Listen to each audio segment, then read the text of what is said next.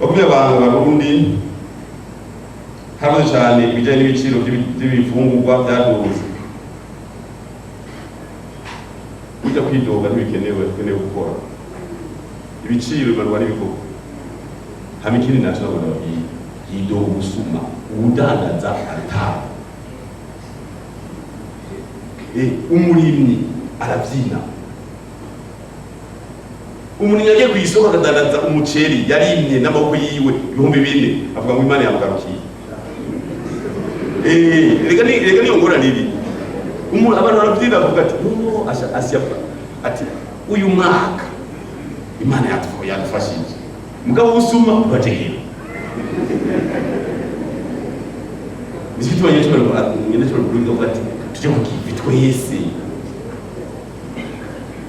Nibyo mu gisagara haragoye. Mugabo mu gisagara naho hari abantu benshi bafungura.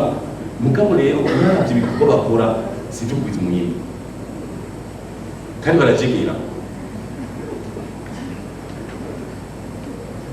None ahandi mu gisagara cyo nuko kuri gisagara tarega mugabo na Yesu yarabi. Nibaza ko ngaha mu gisagara ashobora kuba hariho abantu baba mu miliyoni. None umuriyoni wo mu gisagara bakora iki?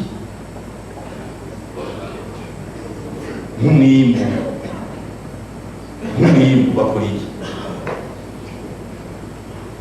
Nahandi baruguru hariya yiyiburiye kabika neza ibiro 500 by'ibiharage arashoboye kumva 3 arabyina. Nayo uzuvuti tujye ku kivi twese. Hari abantu bahamagariye abantu bari bigire mu gisagara sha uko bahamagara baze kujegera.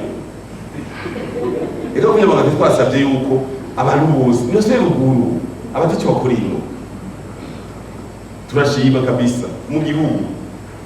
Je nagendeye amazone yo muri Ruyigi hariya muri Gisuru nagomba guhagarara kugira ngo dufotore ibigori biriyo uriko aja Kabuyenge arahazi SJ ukaja Kabuyenge kabisa waravuga uti mpagararika ibintu bitonda cyane ibigori byiza byiteka byumye bipanze. Mugabo uko abatakora bazoba benshi naho bazokora bariko barakora kwimbura ibice z'umwezi izo ngoyi biri hejuru kubera iki hariho benshi bafungura badakora.